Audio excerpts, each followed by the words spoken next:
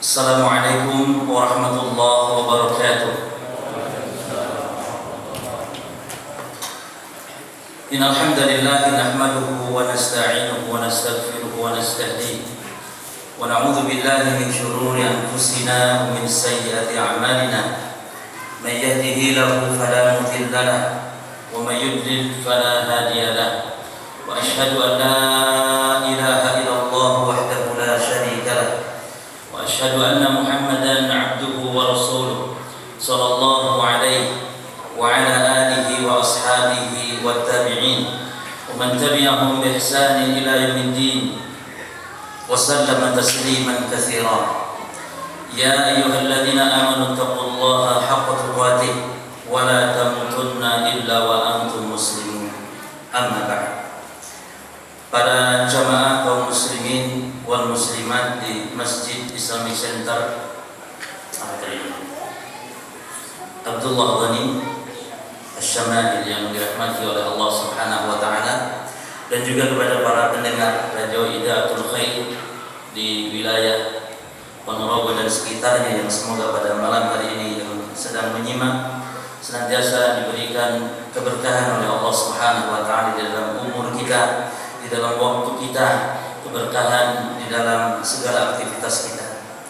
Yang alhamdulillah pada malam hari ini kita dipertemukan oleh Allah Subhanahu wa taala di salah satu tempat yang paling dicintai oleh Allah Subhanahu wa taala. Ahabbul makani ila Allah masajiduha. Kata Nabi SAW, tempat yang paling dicintai oleh Allah adalah masjidnya. Kebalikannya, wa abwabuha aswaquha. Dan tempat yang paling dimurkai Allah adalah pasar-pasarnya. Bukan berarti tidak boleh ke pasar, tapi artinya masjid tempat mengingat, berzikir, tempat untuk mengagungkan Allah Subhanahu wa taala. Sementara pasar banyak kemungkaran-kemungkaran sehingga Allah Subhanahu wa taala tidak menyukai. Baik jamaah kaum muslimin yang dirahmati oleh Allah Subhanahu wa taala, sebelum kita membahas pada pembahasan sebuah keyakinan yang harus kita yakini, bahwa di antara manfaat kita belajar mengkaji ilmu agama seperti ini, di antara manfaatnya kita tahu mana pahala yang besar, mana pahala yang kecil. Bahkan orang yang belajar agama dan memahami agama, ibadah yang sedikit saja menjadi besar di sisi Allah pahalanya.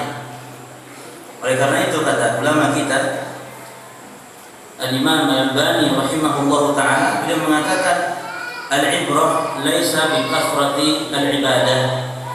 Yang jadi tolak ukur seseorang itu benar bukan karena banyaknya ibadah. Seseorang dianggap baik bukan karena banyaknya ibadah tolak ukurnya, tapi karena ashab sunnah, karena sesuainya dengan sunnah, sesuai dengan ilmu.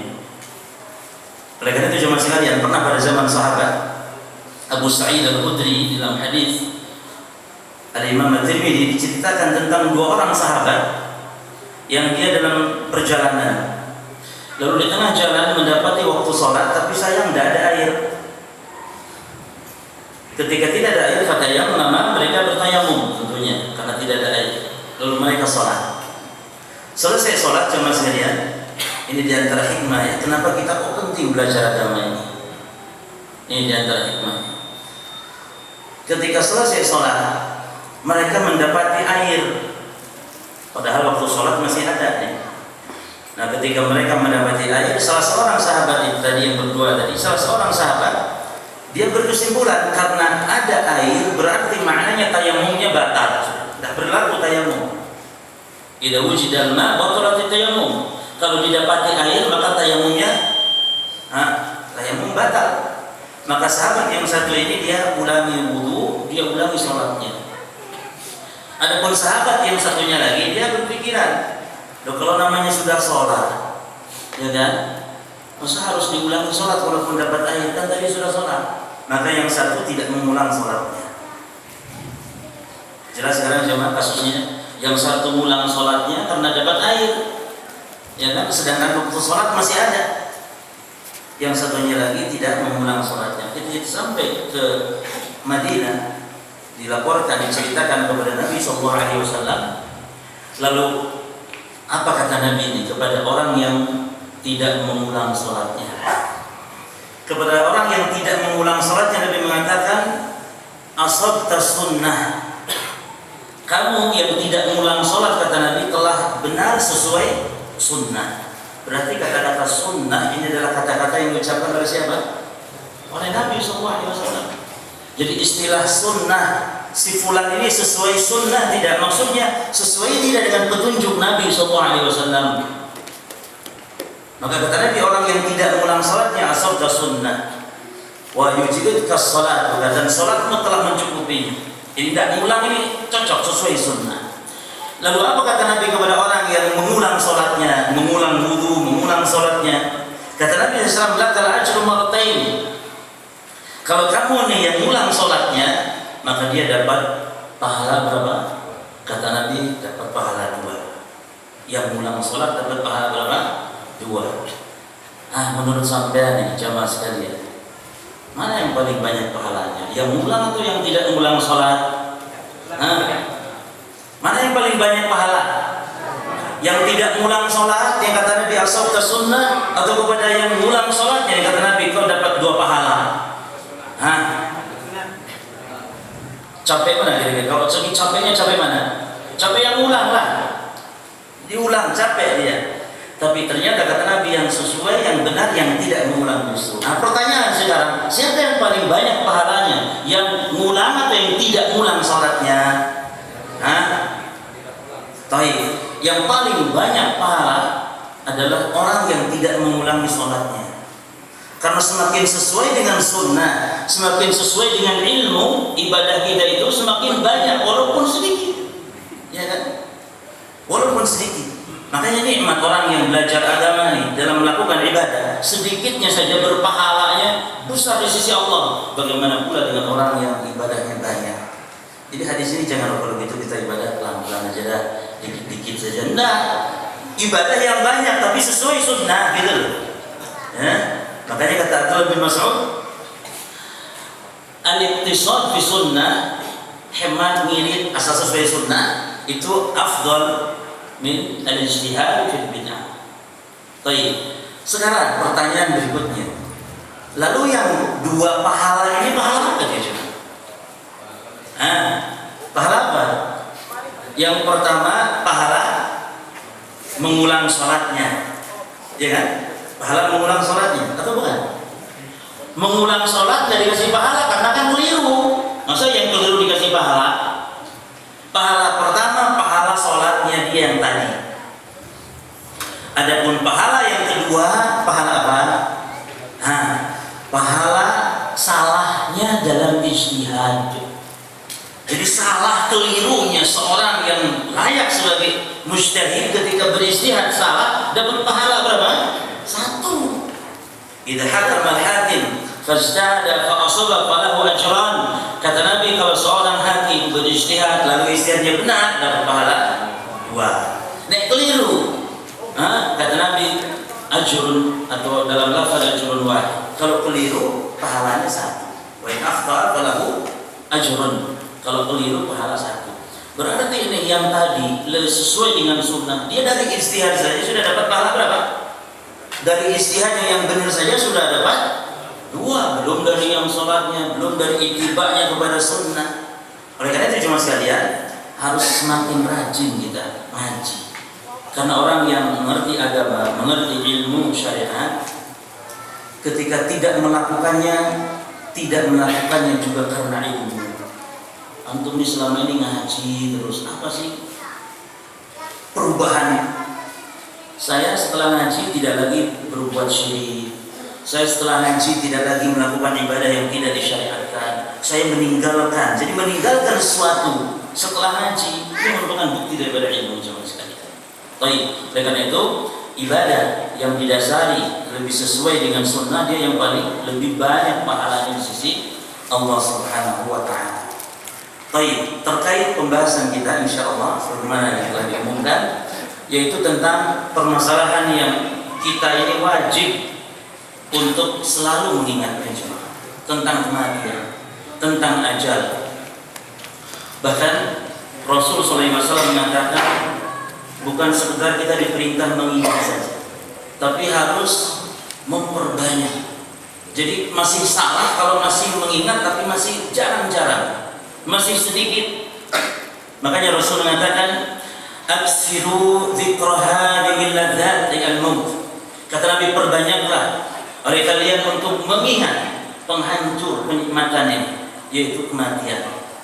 Jadi mengingat mati, mengingat kematian itu merupakan perintah agama dan bukan sekedar diperintahkan mengingat tapi memperbanyaknya dalam setiap keadaan. Jamaah sekalian, bukankah kalau kita mau tidur membaca doa apa? Bismika Allahumma ahya wa amut. Ingat kita akan mati. Bangun tidur pun kita ingat mati lagi. Apa doa kita? Alhamdulillahilladzi ahyana ba'dama amatana. Subhanallah. Mau naik kendaraan, diingatkan dengan doa supaya ingat mati. Subhanalladzi sakhkhara lana hadza wa ma kunna lahu muqrinin wa inna ila rabbina lamunqalibun. Hati kita. Salat kita jemaah sekalian. Bahkan Al-Imam Ibnu Sirin sampai mewajibkan orang kalau dalam sholat tidak berlindung dari azab kubur, itu sholatnya sampai suruh ulang lagi. Subhanallah. Kalau ada orang sholat di dalam sholatnya nggak minta perlindungan dari azab kubur, itu diperintahkan untuk mengulang sholatnya. Sebab Nabi telah memerintahkan di dalam hadisnya, dalam hadis Muslim dan juga hadis yang lain di Ashabus Sunan. Apa kata Nabi SAW? Idza kana ahadukum fi tasyahhudil akhir falyata'awwad billahi min arba'. Apabila kalian berada di tasyahud akhir, maka berlindunglah kalian. Ini perintah, dan hukum asal perintah menunjukkan kepada wajib.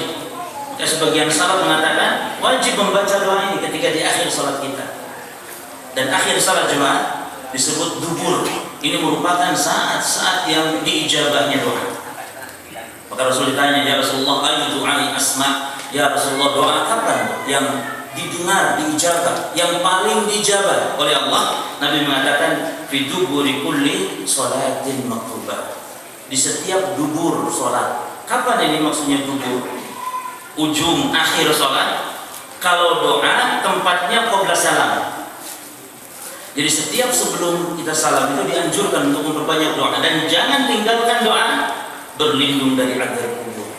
Dari 4 hal kata Rasulullah berlindung, dari min adzabi jahannam wa min adzabil qabr wa min fitnatil mahya wal mamat wa min syarri fitnati al-masih dajjal. Ini menunjukkan bahwa mengingat kematian sangat ditekankan di dalam Islam. Bahkan tidak disyariatkan ziarah kubur. Tidaklah disyariatkan ziarah kubur kecuali di antara salah satu hikmahnya agar kita ingat terhadap akhirat, ingat terhadap kematian. Kata Nabi, kuntu nahaitu an ziyaratil kubur fazuruha fa innaha tudzakkirukumul maut.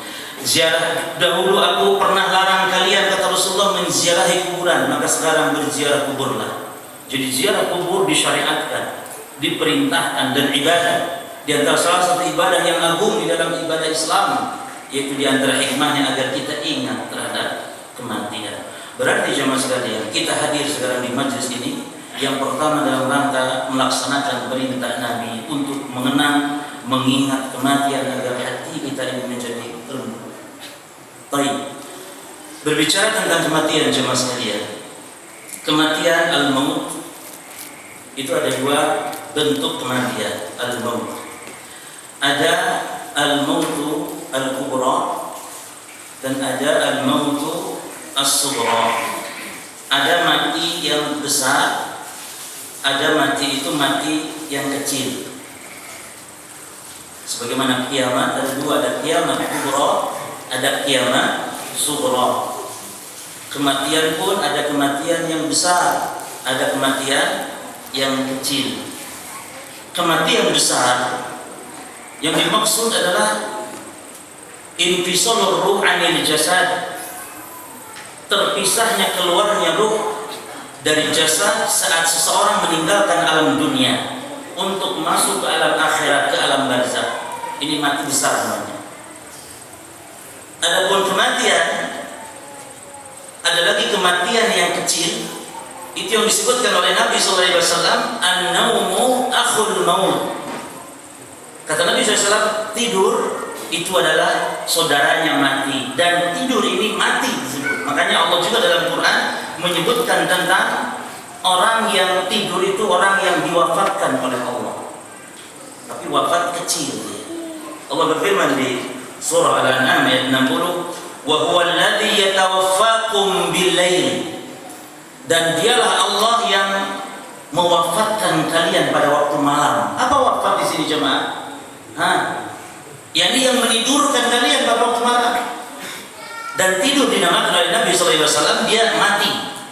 Rasul pernah ditanya oleh para sahabat dalam hadis riwayat Tabrani dan hadis sahih. Ketika Nabi ditanya, ya Rasulullah, ayanamu ahlul jannah, wahai Rasulullah, apakah nanti kita kalau masuk surga, penduduk surga itu tidur? Kira-kira apa jawabannya? Kita kalau masuk surga insya Allah, apakah kita tidur nanti di surga? Tidak tidur, kata Nabi. Karena kalau namanya tidur itu, kata Rasulullah SAW, an-naumu akhul maut, tidur itu saudaranya mati. Jadi mati tidur itu, artinya rugilah kita. Bidadari cantik dibiarin aja, kitanya tidur, ngapain? Rugi jemaah. Makanya di surga nanti tidak tidur selamanya. Bahkan sekarang saja nih, ada yang tidak tidur di antara makhluk. Siapa dia? Siapa jemaah? Iblis, laknatullahi alaihi. Iblis. Makanya subhanallah ya, kita manusia ini musuhnya iblis. Kitanya tidur, iblis tidak pernah tidur. Bagaimana supaya menggelincirkan manusia? Insya Allah saya di mana nanti di Magetan bahas tentang masalah ini. Jadi asali buat turuk syaitan fi idlalil insan. Bagaimana jalan, cara, metode syaitan, iblis dalam menyesatkan, menggelincirkan manusia. Jadi kita bahas ada beberapa jalan. Dan itu jalannya sama dari sejak zaman Nabi Adam dikeluarkan oleh Allah dari surga atas digelincirkannya oleh iblis sampai hari kiamat, caranya sama. Subhanallah. Maka kalau kita sudah tahu caranya, tahu cara menghindarnya insya Allah. Baik ya. Jadi penduduk surga nanti tidak akan tidur selamanya. Karena apa? Karena tidur adalah suatu kekurangan nanti di surga dan kurangnya nikmat. Oleh karena itu tentang arti tidur adalah mati, Nabi Isa alaihissalam, Allah berfirman tentang diwafatkan Nabi Isa, ya, kemudian diangkat oleh Allah Subhanahu wa taala. Dalam lafaz diwafatkan kemudian diangkat. Apa diwafat di sini Nabi Isa? Oleh karena itu ada sebagian dari kaum muslimin yang salah memahami ayat ini. Di surah Al-Imran ayat 55 tentang Nabi Isa. Kata Allah Subhanahu wa taala, "Idz qala Allahu ya Isa inni mutawaffika wa rafi'uka ilayya." Wahai Musa, wahai Isa, kata Allah, sungguhnya aku wafatkan engkau, dan setelah diwafatkan engkau aku angkat ke langit. Apakah makna ayat ini bahwa Nabi Isa sekarang mati? Akidah Ahlussunnah wal Jamaah mengatakan Nabi Isa belum mati. Karena wafat dalam ayat ini bisa wafat bermakna Allah tidurkan dulu Nabi Isa, baru kemudian Allah angkat ke langit. Allah selamatkan dari korban pembunuhan orang-orang Yahudi yang berniat membunuh Nabi Isa saat itu.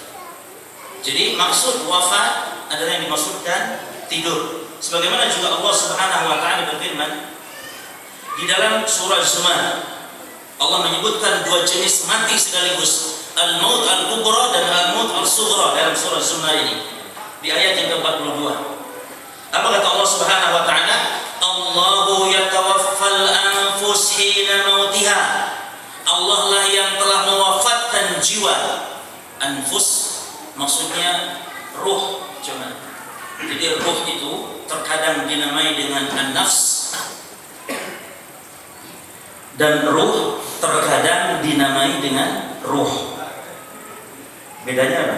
Apa bedanya ruh dengan nafs? Karena kalau secara terjemahan ruh ya nafs, nafs ya ruh. Jadi dalam bahasa Arab ada sesuatu yang kalau disebutkan salah satunya artinya sama. Takdir ya qada, qada ya qadar. Fakir ya miskin, miskin ya fakir. Islam ya iman, iman ya Islam. Ruh ya nafs, nafs ya ruh. Tapi ketika disebutkan dua-duanya artinya beda. Apa bedanya ruh dan nafs? Jemaah sekalian, kalau disebut ruh, saat ruh itu terpisah dari jasad, dinamakan ruh. Makanya malaikat maut ketika akan mencabut nyawa, datang kepada seorang yang akan dicabut nyawa, malaikat maut memanggil, menyeru, dan mudah-mudahan kita diseru dengan seruan sebagaimana seruan malaikat maut kepada orang yang beriman. Apa seruannya? Ya ayyatuhan nafs. Jadi tidak dipanggil dengan ya ayatuhar ruh, tapi ya ayatuhan nafs at-thayyibah. Wahai an-nafs yang thayyibah, ruh yang baik. Kenapa dipanggil dengan an-nafs? Karena dia masih di mana? Ruhnya masih di mana saat ini? Masih di badan dia, mau dicabut atau dikeluarkan. Makanya Rasul mengatakan inna ruha idza qubid tabi'ahul basar. Ruh itu kalau dicabut maka dia akan diikuti oleh pandangan matanya. Disebut ruh karena dia telah keluar dari jasad. Makanya bedanya apa ruh dengan nafs? Kalau ruh dia kalau sudah lepas dari jasad disebut ruh. Kalau an-nafs ketika dia bersatu dengan jasad. Ya. Makanya Allah mengatakan dalam banyak ayat pun dengan kadang seruan an-nafs. Baik. Kata Allah, Allah yatawaffal anfus hina mautiha wallati lam tamut fi manamiha. Allah lah yang telah mewafatkan an-nafs saat matinya. Ini mati yang besar. Al-maut al-kubra, saat seseorang meninggalkan alam dunia masuk ke alam barzakh. Kemudian juga Allah mewafatkan an-nafs, mewafatkan ruh kapan? Allati lam tamut fi manamiha, yang bukan mati tapi saat tidurnya. Jelas ya? Berarti kematian terbagi dua. Ada al-maut al-kubra dan ada al-maut as-sughra. Yang kita bahas adalah al-maut al-kubra, yang disebut pula dengan al-qiyamah as-sughra. Jadi kematian, terlepasnya ruh dari jasad saat seorang masuk ke alam barzakh dinamakan pula kiamat apa? Kiamat sughra. Idza mata al-insan faqad qamat qiyamatuhu. Orang kalau mati maka dia telah datang kiamat. Makanya orang pada bingung malam lain dulu meramal kiamat tahun 2012 tanggal 12 bulan 12. Rupanya mati duluan orang-orangnya sebelum kiamat datang. Artinya kiamat sughra, hakikat kiamat telah datang kepadanya sebelum kiamat besar yang dia ramal. Disebutkan orang sampai takut. Tanggal 12 bulan 12 tahun 2012. Subhanallah jemaah. Kalau orang yang beriman ngerti dia, tidak mungkin terjadi kiamat sebelum turun Dajjal. Tidak mungkin terjadi kiamat sebelum turun Imam Mahdi. Tidak mungkin terjadi kiamat sebelum turun 10 tanda yang besar, di antaranya turunnya Nabi Isa alaihi salatu wassalam.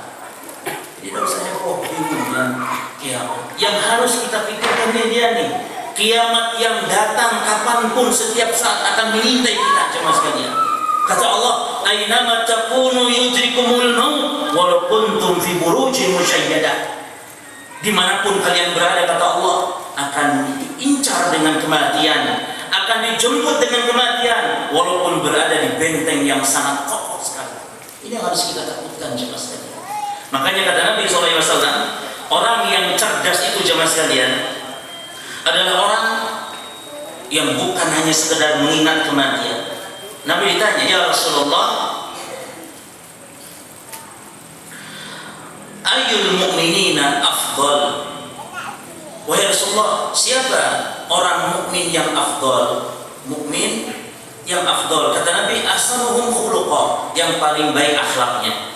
Jadi ada orang yang mukmin tapi akhlaknya buruk, ada. Orang yang beragama mantap tapi akhlaknya buruk. Makanya syarat nih, kalau ada orang melamar, kata Nabi, dua, punya din dan punya agama, punya akhlak, maka fajawijuhu kawinha. Ya, idza ja'akum man tardawna dinahu wa khuluquhu fajawijuhu. Kalau datang melamar anak kalian, kata Nabi, yang dia punya agama dan akhlak. Nabi sebutkan agama plus akhlak. Karena ada orang yang Masya Allah hafal mungkin Al-Quran 30 juz, tapi tukang pukul perempuan. Misalnya, mau nggak kita nikahkan anak kita sama laki-laki seperti ini? Tukang pukul perempuan. Akhlak tidak baik, maka akhlak agama. Nah, mukmin yang baik, ahsanuhum khuluqan, yang paling baik akhlaknya. Lalu siapa mukmin yang cerdas ya Rasulullah? Nabi mengatakan aktsaruhum lil mauti dzikran, yang paling banyak ingat mati dia nih muslim, mukmin yang akias, yang cerdas, banyak mengingat kematian. Ya, jadi bukan sekedar diingat tapi memperbanyak mengingat kematian. Ada nasihat jamaah sekalian dari Al-Imam Al-Qurtubi di dalam kitab Tadzkirah. Ini di antara salah satu hadir di majlis ilmu adalah tujuannya untuk melembutkan hati kita, mencagar iman kita juga. Harus isi. Kalau HP giliran lemot sedikit, habis baterai segera kita kayak kelimpungan. Kalau HP sudah low bed, tapi giliran kita iman, tidak pernah. Ini dalam rangka mencagar iman majlis ilmu. Imam Al-Qurtubi perhatikan di dalam kitab At-Tadzkirah mengatakan laisa lil qulubi anfa min ziyaratil qubur. Tidak ada bagi hati yang lebih bermanfaat daripada ziarah kubur. Masya Allah. Jadi ziarah kubur ini, kita ini kadang-kadang harus sunnah, mengaku harus sunnah. Selalu yang mengatakan ziarah kubur misalnya tidak boleh, ziarah kubur syirik bid'ah, tapi dirinya sendiri tidak mau, malah ziarah kubur yang syar'i. Tidak pernah ziarah kubur, padahal ziarah kubur ini sangat ditekankan. Wa khasatan in kanat qasiyah, lebih-lebih lagi kalau hati kita ini keras. Cara melembutkan hati kata beliau, ini Al-Imam Al-Qurtubi mengatakan bisalasati umur, untuk melembutkan hati itu dengan 3 hal. Untuk melembutkan hati yang keras dengan 3 cara coba saja. Yang pertama kata beliau bihuduri majalisil ilmi. Masya Allah, hadir di majlis-majlis ilmi. Coba kita ini insya Allah pulang kajian nanti, perasaan kita ini, dada kita, iman kita mantap. Nggak tahu besoknya, itu biasa, wajar. Iman kembang kempis itu wajar. Karena kalau iman naik terus, malaikat nyalamin kita. Kata Nabi kepada Hanzalah, mesti begitu. Para sahabat sendiri, Hanzalah itu sampai nafkah Hanzalah, pokoknya Hanzalah ini munafik. Loh, kenapa kata Abu Bakar?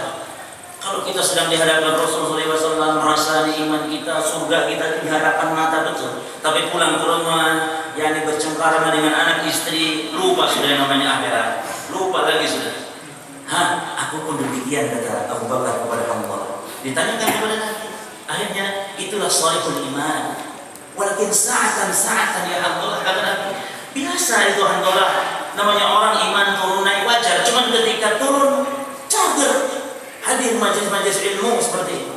Kata Imam Al-Qurtubi, yakni bihuduri majelis ilmu. Yang kedua jemaah sekalian, dzikrul mauti fa yuksiru min dzikri hadhihi ladzat, memperbanyak mengingat kematian, hati menjadi lembut. Dan yang ketiga kata beliau, musyahadatul muhtadirin. Sering-sering atau sesekali coba saksikan orang-orang yang sedang sakit. Subhanallah. Cuman keseringan repot. Ada seorang pegawai rumah sakit ke saya, Ustaz, anak kerja di rumah sakit sebagai asisten dokter gitu, suster ya, yang tiap hari anak melihat orang sekarat. Tiap hari anak lihat orang sekarat jadi biasa-biasa, jadi tidak takut lagi gitu. Ya ini berlebihan berarti. Anak bilang lah, antum ambil ibrah, senantiasa banyak istighfar. Jadi kelebihan, tiap hari lihat orang sekarat sampai tidak balik gitu. Kata Imam Al-Qurtubi, saksikan orang sekarat dulu. Bagaimana meregamnya al-ihtidar. Orang yang sekarat, kenapa dinamakan al-ihtidar? Artinya ada orang yang hadir. Siapa yang hadir yang dimaksud? Yang hadir yang dimaksud yang hadir para malaikat jemaah sekalian. Karena kata Nabi SAW dalam hadis riwayat Imam Ahmad dari sahabat Al-Bara bin Azib, Nabi menceritakan bagaimana perjalanan ruh ketika dicabut. Nabi mengatakan, inna 'abdal mu'min idza fi inqita'in min ad-dunya wa iqbalin ila al-akhirah nazala ilaihi malaikatun min as-sama' bidul wujuh ka'anna wujuhahum asy-syams. Kata Nabi, orang mukmin kalau sudah habis jatah umurnya, sudah harus pulang dia ke akhirat, pulang ke alam kubur, kata Nabi, dia akan didatangi oleh para malaikat. turun para malaikat dari langit jemaah. Kita saksikan orang sekarang tapi tidak ada malaikat yang turun, kita tidak ada. Tapi saat itu turun para malaikat dari langit. Kepada orang mukmin Nabi gambarkan bidul wujuh, putih wajah-wajah para malaikat ini, ka'anna wujuhahum syams, seperti yakni terangnya cahaya matahari. Nih, ketika didatangi oleh para malaikat dengan gambaran seperti itu. Lalu kata Nabi, ma'ahum kafanun min akfanil jannah. Para malaikat ini membawa kain kafan dari surga. Wa hanutun min hanutil jannah, membawa minyak wangi dari surga. Cuman jadi kita nih di dunia ngurus jasadnya jenazah, malaikat pun sibuk mengurusi ruh, membawa kain kafan dari surga, membawa minyak wangi dari surga. Kata Nabi, summa yajlisu minhu madda basarihi. Duduklah para malaikat ini di sekitar orang yang akan dicabut nyawa sejauh mata memandang.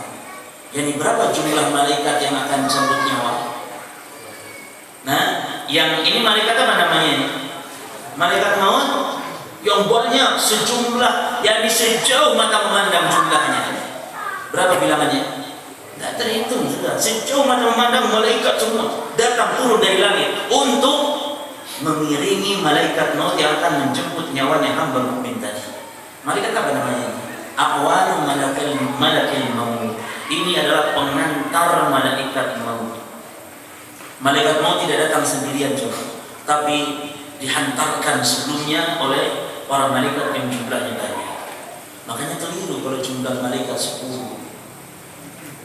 Makanya Nabi mengatakan dalam hadis riwayat Muslim dari Abu Hurairah, kata Nabi SAW, yu'ta bi jahannam yawma idzin laha 70,000 zimam, ma'a kulli zimam 70,000 malakin yajurunha. Nih malaikat yang nyeret neraka jahanam saja nanti di hari kiamat. Kata Nabi, neraka jahanam akan didatangkan oleh Allah nanti pada hari kiamat. Jadi sekarang disimpan di sebuah tempat oleh Allah yang tidak diketahui kecuali oleh Allah, dan di hari kiamat akan didatangkan ke neraka jahanam. Dan neraka jahanam kata Nabi memiliki 70.000 tali kekang. Tali kekang. Jadi 70.000, kalau kuda itu ada tali kekangnya, kan? Sapi itu ada tali kekangnya. Nah, neraka jahanam punya tali kekangnya. Berapa semua tali kekangnya? 70.000. Kata Nabi, ma'akul zimam, setiap satu tali kekangnya itu, setiap satu tali kekangnya diseret oleh 70.000 malaikat. Ma'akul zimam 70,000 malakin yajurunha. Setiap satu tali kekangnya diseret 70.000 malaikat. Jadi berapa jumlah malaikat yang nyeret neraka jahanam saja? 70.000 kali 70.000. Ini sing ditugas untuk nyeret neraka jahanam, didatangkan nanti. Berapa jumlahnya?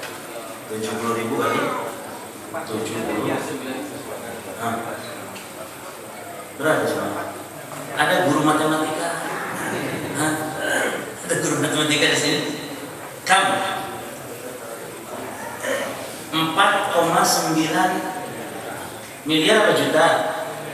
Cuma 70.000 kali 70.000. Tapi tidak apa-apa, kalau salah dalam masalah ini tidak akan gelundung ke neraka. Sing penting 70.000 kali 70.000 ini yang nyeret neraka jahanam. Berapa jumlahnya? Ya itu berapa? 4,9 miliar insya Allah ya. Jumlah yang sangat banyak cuma sekali. Makanya orang yang sakaratul maut itu didatangi malaikat yang jumlahnya tidak terhitung lagi. Madda basar sejauh mata memandang. Lalu kata Nabi, summa yaji'u malakul maut hatta yajlisa 'inda ra'si. Lalu datanglah malaikat maut. Berarti malaikat pengiring yang datang dahulu turun dari langit untuk menjemput nyawa ini, lalu datang malaikat maut untuk mencabut nyawa. Duduklah malaikat maut di atas kepala orang yang akan dicabut nyawanya. Berarti orang yang sakaratul maut dinamakan ihtidar. Ada yang hadir. Maksudnya yang hadir siapa? Yang hadir para malaikat. Sebagaimana juga WC, kamar mandi dinamakan, kata Nabi, inna hadhil khusyush muhtadarah. Sesungguhnya kamar-kamar mandi, WC ini ada yang hadir. Siapa yang hadir? Malaikat? Hah? Ada yang hadir? Syaitan. Syaitan. Makanya baca doa kalau mau masuk WC itu berlindungnya dari syaitan. Setiap yang kita dianjurkan berlindung dari gangguan syaitan, maknanya ini tempat syaitan, bahaya. Tidak ada boleh lama-lama masuk kamar mandi. Ini kadang-kadang subhanallah, habis kencing, habis buang air besar, habis mandi, si santai-santai nyanyi banget, subhanallah, sambil menghafal, hafal murojaah, jangan dikasih, cepat segera keluar, tinggalkan. Makanya doa masuk WC apa? Siapa yang bisa doa masuk WC? Sambil merokok, tepat. Tidak ada tempat terindah untuk merokok kecuali tidak ada tempat terindah untuk merokok kecuali WC. Subhanallah. Jadi bacanya Bismillah dulu, Bismillah. Dan ini fungsi Bismillah ini untuk supaya aurat kita ketika kita telanjang tidak dilihat oleh syaitan. Kata Nabi SAW, "Satru ma baina a'yunil jinni wa aurati bani Adam idza dakhala ahadahumul khala an yaqula Bismillah." Bahwa penghalang antara pandangannya jin dengan aurat bani Adam ketika masuk WC adalah lafaz apa? Bismillah. Bukan Bismillahirrahmanirrahim, jemaah. Beda. Ada tasmiyah, ada basmalah. Apa bedanya? Kalau basmalah lafaz Bismillahirrahmanirrahim, pakai Rahmanirrahim, itu lafaz basmalah. Adapun tasmiyah, ucapan seseorang Bismillah, tapi ya jangan pakai Bismillah saja. Ya jangan pakai saja maksudnya Bismillah. Dan kalau mau menyembelih, basmalah atau tasmiyah? Menyembelih, basmalah atau tasmiyah? Tasmiyah.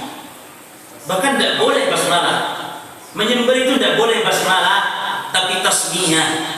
Jangan Bismillahirrahmanirrahim disembelih, tidak cocok. Lafaz Rahman Rahim ini kan masa kambing digorok lehernya, tidak munasib. Makanya kenapa surah At-Taubah tidak ada lafaz basmalahnya di awalnya? Kenapa? Karena ghair munasib, tidak cocok.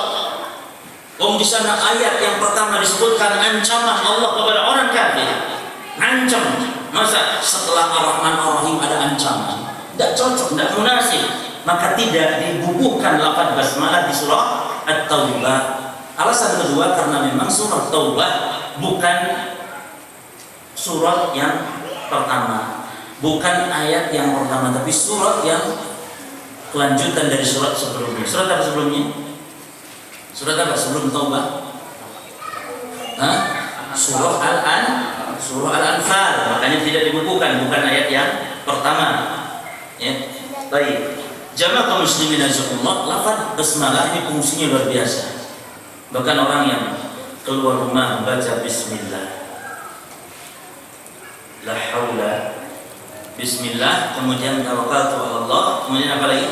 La haula wala quwwata illa billah. Ada 4 hal yang akan dia dapatkan. Apa pertama? Ya tanahha syaitan. Syaitan akan minggir dengan lafaz basmalah ini. Kemudian orang ini akan diberi 3 keutamaan oleh Allah. Akan ada seruan qad kufita wa hudita wa wuqita.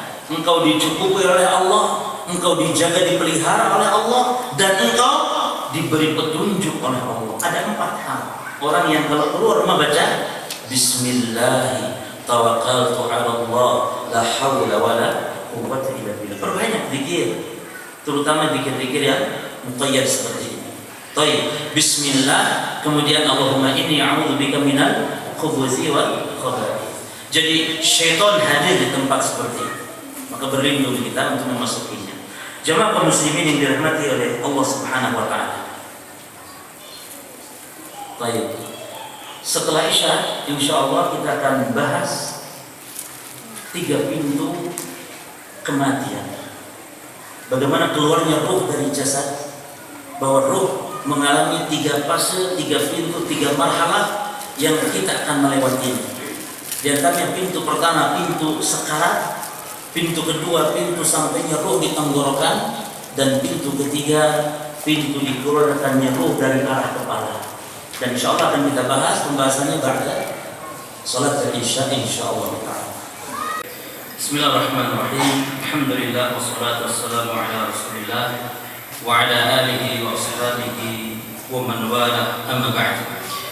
Para jemaah kaum muslimin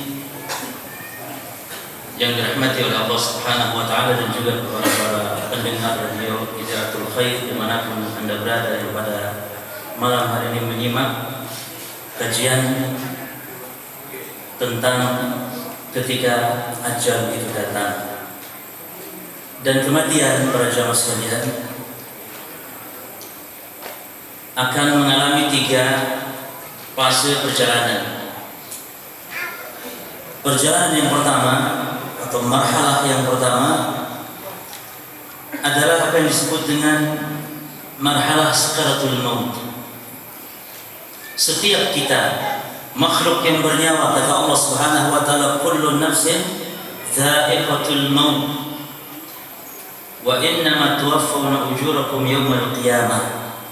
Bahwa setiap yang bernyawa pasti akan mengalami kematian, merasakan kematian, dan tidaklah terjadi kematian kecuali harus memasuki pintu pertama, yaitu yang disebut dengan pintu sekarat.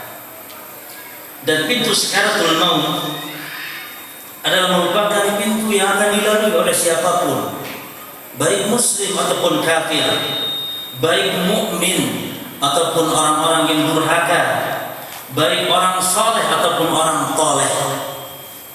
Tidak akan mengalami fase sekarat ini.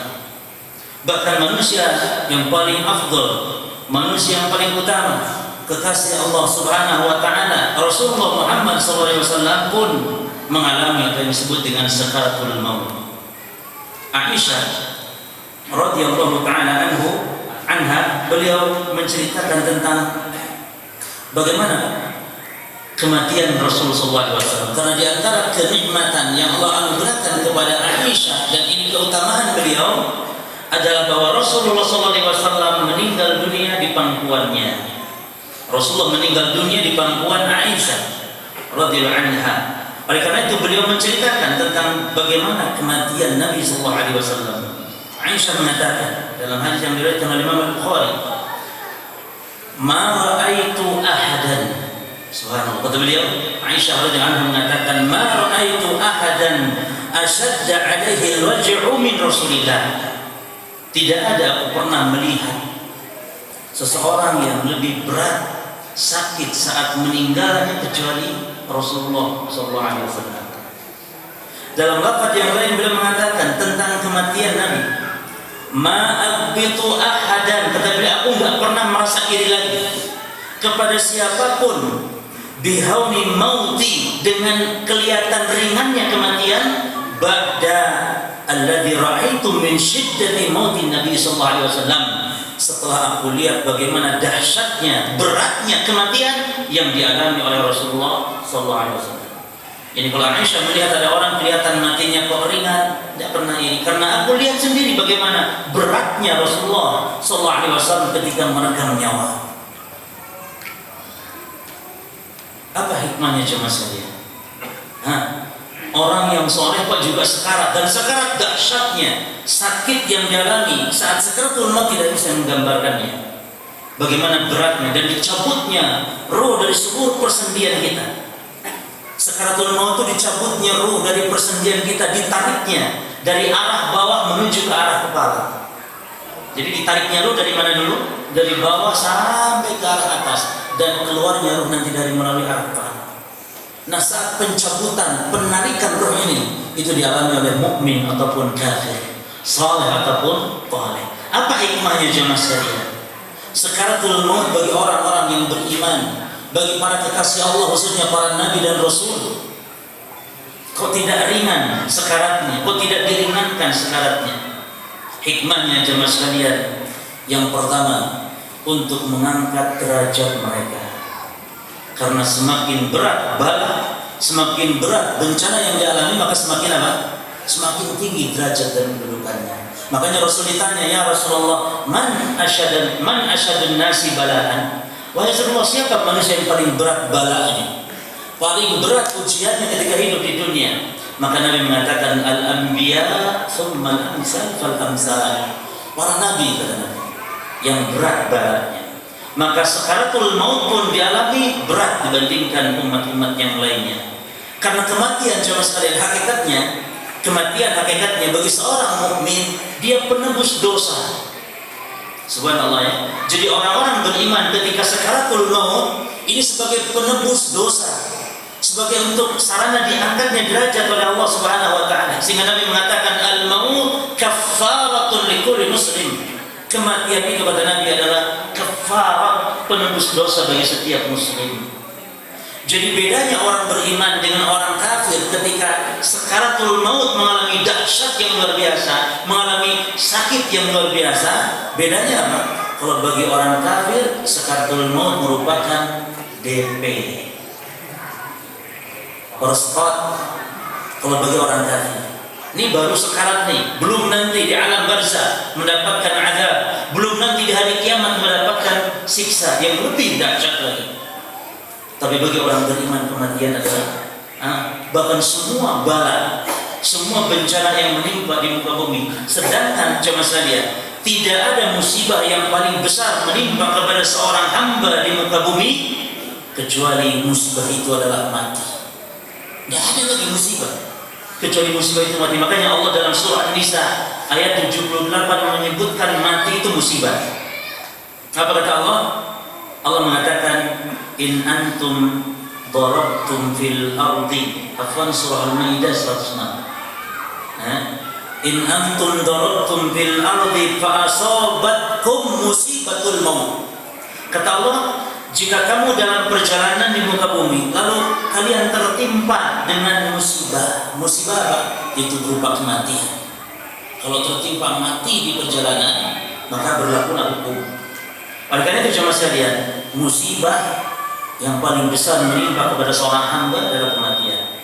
Al-Imam Ibnu Rajab rahimahullah ta'ala dalam kitab Jami'ul Hikam beliau mengatakan, wa a'dhamu syada'id allati tanzilu bil 'abdi fid dunya al-maut.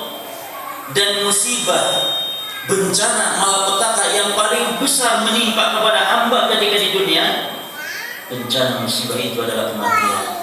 Jadi kalau orang sudah mati, subhanallah, dia mendapatkan musibah yang besar. Musibah yang besar.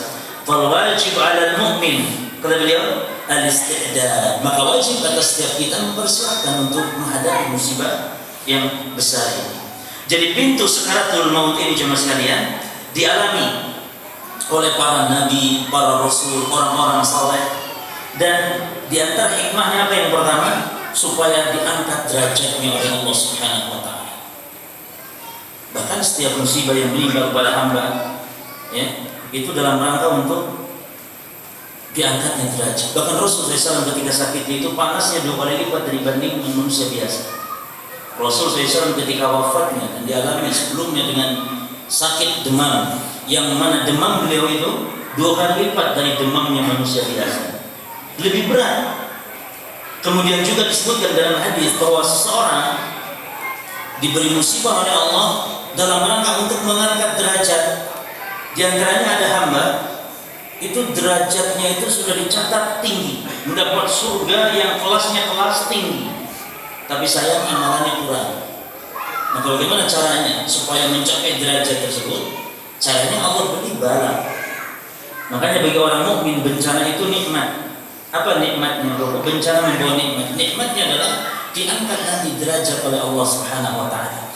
Nabi mengatakan, innar rajul liyakunu lahu 'indallahi manzilah. Bahwasanya seseorang itu ada yang dia mendapatkan kedudukan tinggi di sisi Allah. Tapi sayang kata Nabi, fama yablughuha bil amal. Tapi sayang amalnya itu tidak mencapai ke derajat yang tinggi. Sudah kadung diponis derajatnya tinggi di surga, amalannya rendah. Tahajud malas, sholat sunnah malas, sholatnya sih wajib kok. Padahal derajatnya luar biasa. Bagaimana caranya? Kata Nabi, fama yazalullahu yabtalihi bima yaqra. Maka Allah akan beri dia musibah, perkara yang tidak disukai oleh hamba ini, berupa penyakit. Makanya terkadang ada orang dikasih setruk 5 tahun oleh Allah, tujuannya supaya dengan setruk 5 tahun ini nyampe kepada derajat yang Allah sudah tentukan tinggi. Berarti setruknya disyukuri tidak? Syukur. Alhamdulillah ya Allah stroke saya. Karena dengan stroke saya derajat saya nanti tinggi. Muliakan lagi bahwa stroke sudah masa misu-misu aku ya enggak tonggok baik sih. Ridho. Makanya tingkatan orang dapat musibah itu pertama apa? Hah? Rendah, paling rendah itu sabar. Wis paling rendah sabar. Dan sabar itu jangan terpaksa ya. Ada orang sabar itu karena tidak ada jalan.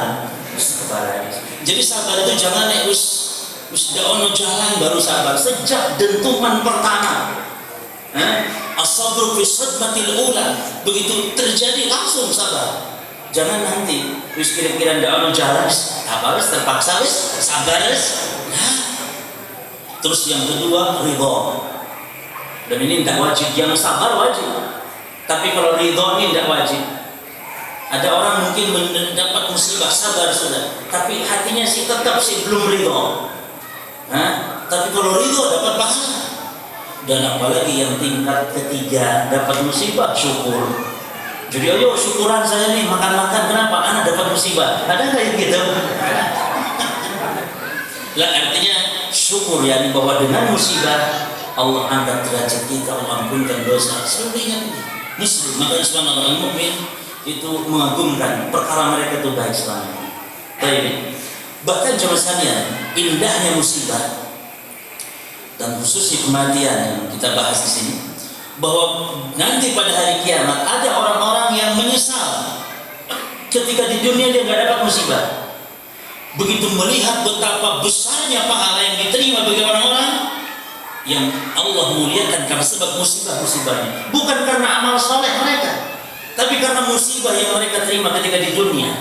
Makanya Rasul mengatakan yawaddu ahlul afiyah yaumil qiyamah, orang-orang yang senantiasa sehat waras, gak pernah sakit, yang senantiasa hidupnya enak, senang, tidak ada musibah, itu sangat ingin di akhirat nanti dari kiamat kata Nabi. Untuk apa?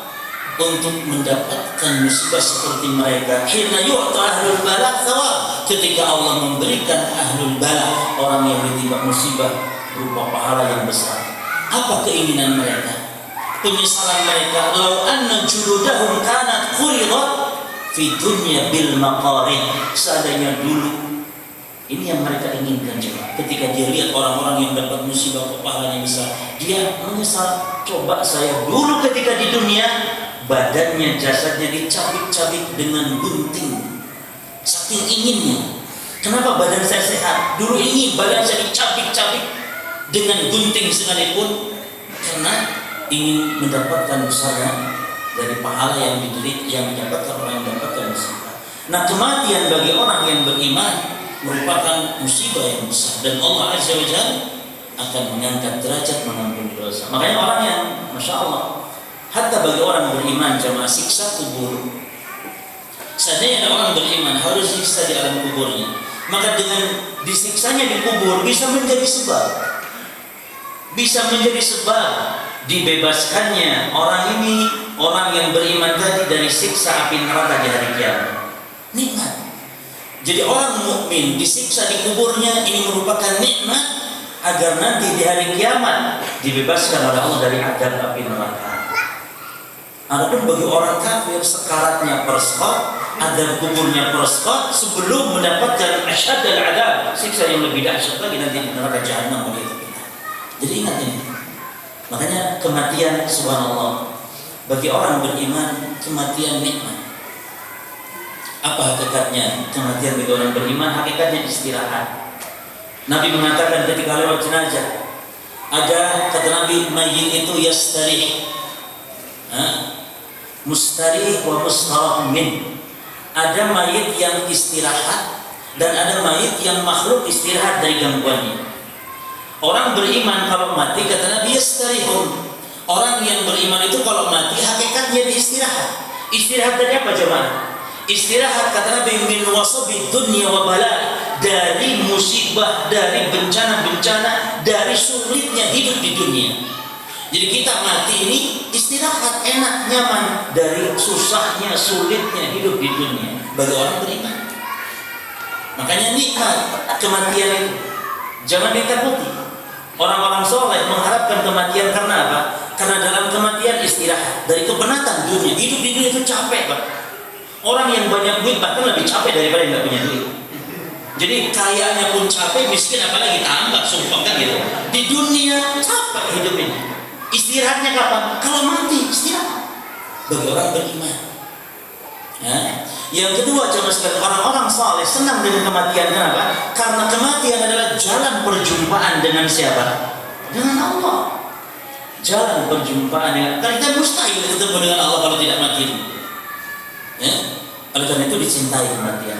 Adapun bagi orang yang durhaka, bagi orang-orang kafir, kematian justru makhluk merasa istirahat nyaman dari gangguannya.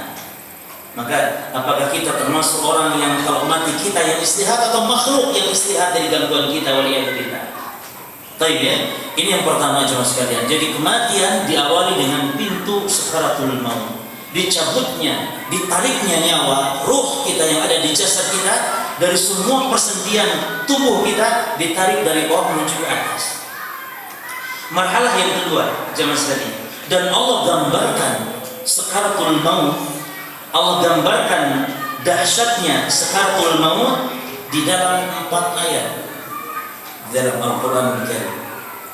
Allah Subhanahu wa taala gambarkan dahsyatnya sakaratul maut dalam berapa ayat? Dalam 4 ayat di dalam Al-Quran. Yang pertama jemaah sekalian, di dalam surah Qaf ayat 19. Allah menggambarkan bagaimana dahsyatnya sakaratul maut. وَجَاءَتْ سَكْرَةُ الْمَوْتِ بِالْحَقِّ ذَلِكَ مَا كُنْتَ مِنْهُ تَحِيدُ, kata Allah. Dan datanglah sakaratul maut dengan sebenar-benarnya yang kalian selalu lari daripadanya. Al-Imam Al-Qurtubi mengatakan ini dia salah satu ayatnya. Yang kedua, gambaran tentang dahsyatnya sakaratul maut dalam Quran di surah Al-An'am ayat 93. Ketika Allah berfirman, walau tara idz zalimuna fi sakaratil ghamratil maut. Seandainya kalian lihat, kata Allah, betapa beratnya dalam tekanan-tekanan kematian bagi orang-orang zalim. Ghamratil maut digambarkan oleh Allah tentang beratnya sakaratul maut.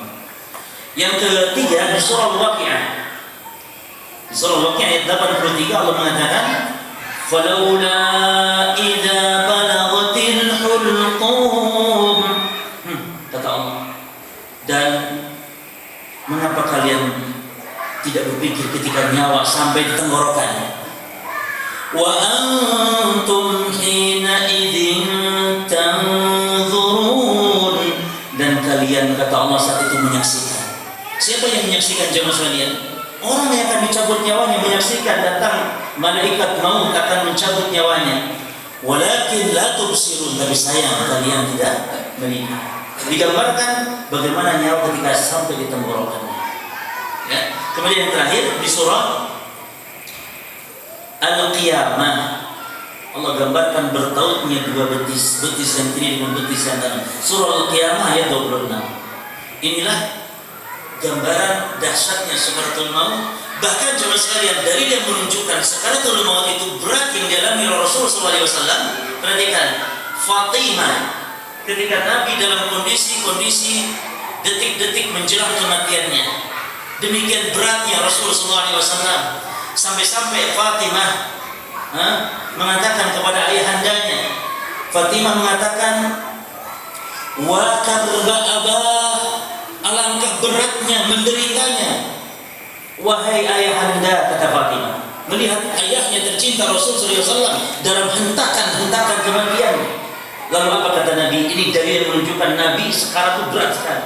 Kematian itu berat bagi Nabi yang mulia SAW. Apa kata Nabi SAW? Laisa ala abiki karbun ba'dal yawm. Kata Nabi, wahai anakku, bapakmu setelah ini tidak akan lagi merasakan penderitaan yang berat. Setelah ini, yani kalau sudah mati nanti tidak akan lagi merasakan penderitaan yang berat. Maknanya kematian yang dialami Nabi SAW sebagaimana yang digambarkan oleh Aisyah, istrinya tercinta, karena Nabi meninggal di pangkuannya sendiri. Jelas ya, Mak? Itulah marhalah sakaratul maut. Marhalah yang kedua.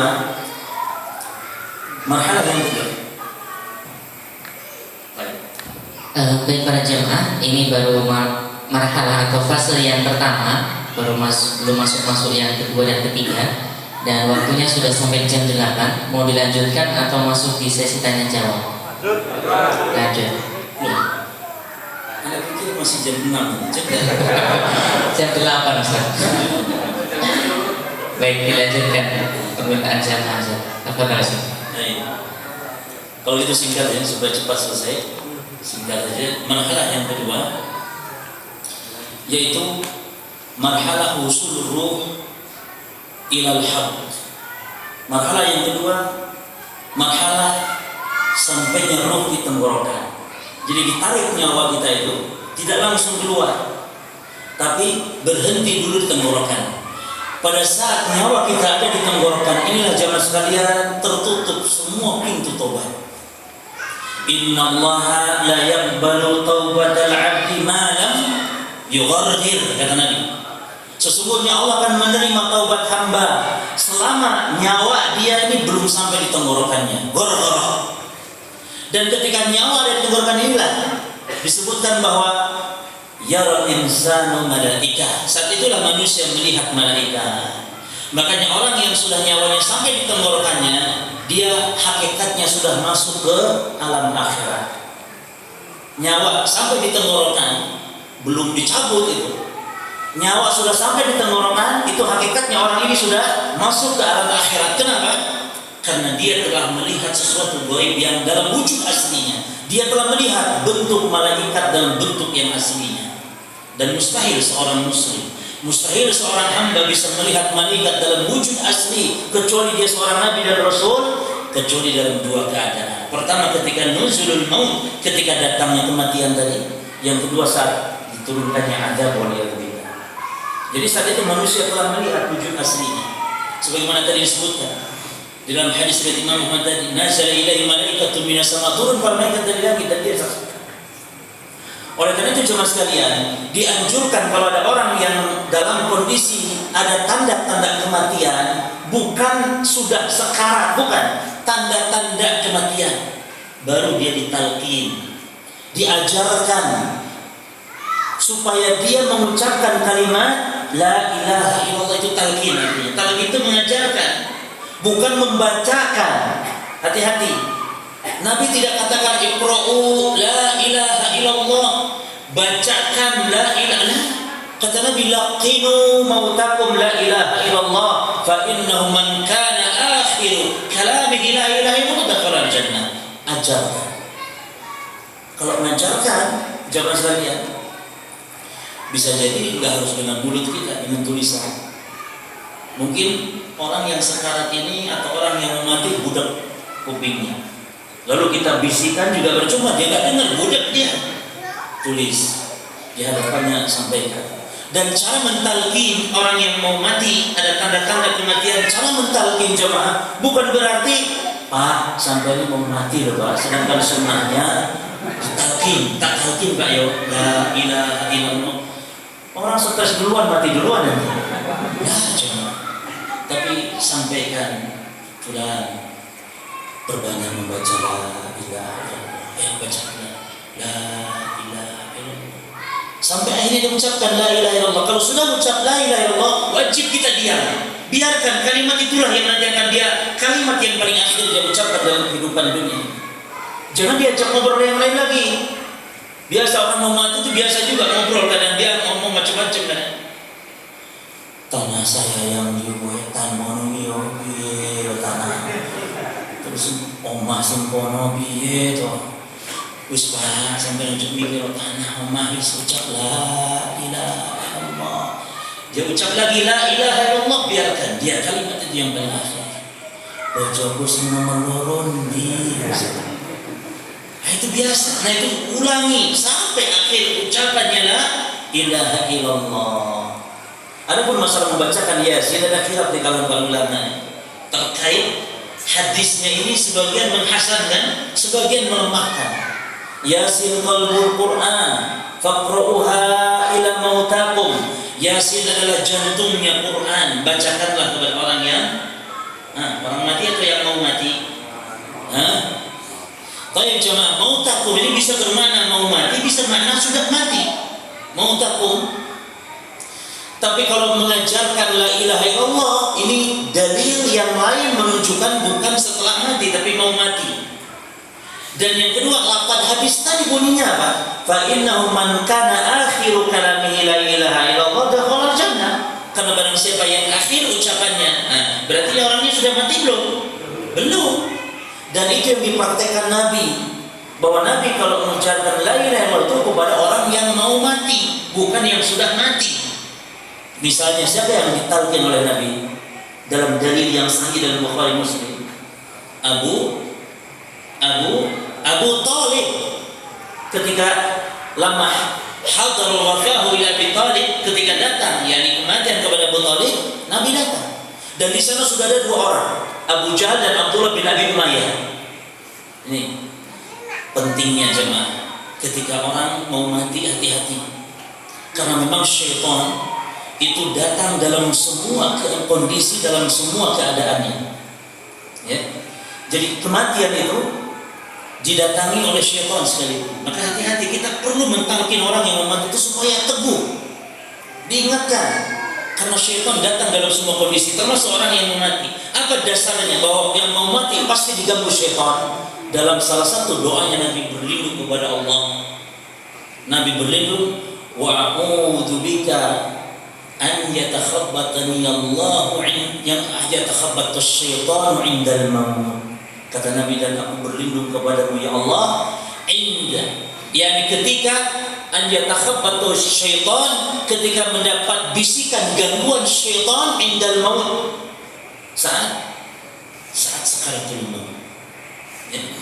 Jadi perlu ditalkin, kasihan yang mati sendirian. Lagi subhanallah, dan orang mati tergantung kebiasaannya cuma. Orang mati tergantung kebiasaannya. Penyanyi, artis mati ya mesti lagi sedang nyanyi. Lagi mau syuting mati tengah jalan. Berarti matinya di atas jalan suul khatimah. Ada orang yang suka main catur, mati ya saat main catur. Ketika mengucap seter, sekap, mati. Jadi yang mati bukan kudanya, dia mati. Bukan benteng luncur bukan mati, dia mati. Itu cuma sekalian berlian. Maka orang yang senantiasa zikir, yang senantiasa mengamalkan amalan yang dia dawam, wirid, dia ada wirid amalan taat yang dia lakukan secara dawam kontinu, dia ada jaminan. Amalan walaupun sedikit jamaah, ketika dawam dilakukan, minimal dia ada jaminan matinya husnul khatimah. Beda dengan amalan yang kembang-kembis, kadang amal, kadang tahajud itu ya kadang sebulan berhenti mandek, kadang rombulan, terbulan, kadang manusia tahajud nunggu lebaran, nunggu Ramadan tahun depan. Nah ini usahakan tiap malam, karena berarti orang dijamin akan mati dalam keadaan husnul khatimah. Berarti mentalkin itu bukan saat sudah nyawa di tenggorokan, karena sudah tidak ada fungsi lagi amalan, ditutup pintu taubat oleh Allah Subhanahu wa Ta'ala. Marhalah yang ketiga jemaah sekalian, marhalah yang ketiga adalah saat keluarnya ruh. Marhalah yang ketiga, saat keluarnya ruh, dikeluarkan melalui arah kepala kita. Jadi dari arah mana keluarnya ruh? Infisalur ruh infisalan kamilan anil jasad min jihati ras. Yani dikeluarkannya ruh secara sempurna dari jasad kita melalui arah kepala. Makanya Rasul mengatakan, inna ruha idza qubid tabi'ahul basar, bahwa ruh itu kalau dicabut dia akan diikuti oleh pandangan matanya. Ke atas dicabut, kemudian dibawa kemana oleh para malaikat? Fayas'aduna biha ila sama, dibawa ke langit. Sehingga mata mayit mesti melotot jamaah. Dan ini jangan berburuk sangka. Iko mungkin matinya mau melotot ya. Ya wajar, karena semua orang mati kata Nabi, berarti ya. Semua orang mati mesti melotot. Jangan dianggap aneh. Bahkan sunnah ditutup matanya, baru bacakan doanya. Dalam hadis yang saya diriwayatkan oleh Imam Muslim, kata Nabi sallallahu alaihi wasallam, inna ruha idza qubid tabi'ahul basar, bahwa ruh kalau dicabut dia akan diikuti oleh pandangan matanya. Sehingga dalam riwayat yang lain kata Nabi, alam tarul insana idza mata syakhasa basaruhu, bukankah kalian lihat kalau ada orang mati itu mesti terbelalak matanya? Kata para sahabat, "Bala ya Rasulullah." "Betul ya Rasulullah." Kata Nabi, "Fadzalika inna yadbaru basuruna fasahu." Itulah saat ruh itu ketika keluar diikuti oleh matanya. Jadi melototnya mata mayit itu karena mengibat apa? Mengikuti ruhnya. Dan disinilah jemaah sekalian hakikat orang buta. Orang buta, dia tidak bisa melihat kecuali saat mati dia bisa melihat. Orang buta ketika di dunia tidak melihat, saat meninggal dunia justru dia melihat. Melihat apa? Melihat malaikat dan melihat ruhnya keluar. Allah. Dan ini dianjurkan kita baca doa. Sebagaimana Rasul membacakan doa kepada Abu Salam, Allahumma gfir li Abi Salam. Dan doa ketika ada mayit, ini doa diijabah oleh Allah, diaminkan oleh para malaikat.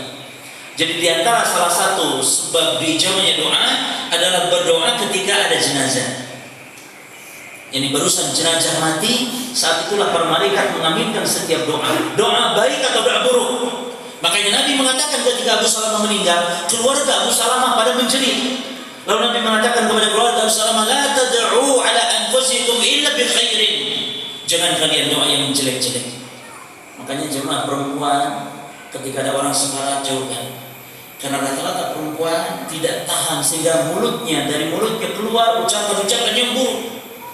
Sehingga banyak perempuan yang meratapi jenazah. Ketika ada yang mati, apa teriakannya? "Pak, aku kalau sopo tau urip Pak, sampai ngomong mati di situ Pak. Ya kalau sopo mati, kalau Allah menjaga kita." Tapi apa katanya? "Aku gak bisa urip tanpamu," misalnya. Ini kata-kata yang salah. Jangan kalian mengucapkan kecuali yang baik. Fa innal malaikata yu'minuna 'ala ma taqulun, karena malaikat mengaminkan, kata Nabi. Jadi malaikat mengaminkan doa orang yang mendoakan jenazah, maka doakan yang baik. Apa di antara doa? Sambil tutup, Nabi tutup matanya Abu Salamah saat terbelah. Apa doanya Nabi? Allahumma gfir li Abi Salamah. Sebutkan namanya. Ya Allah, ampuni fulan. Sebutkan namanya. Misalnya Joko bin Joni. Allahumma gfir li Joko bin fulan. Sebutkan. Warfa' darajatahu fil mahdiyyin, dan angkat ya Allah derajatnya bersama orang-orang yang telah Kau beri petunjuk.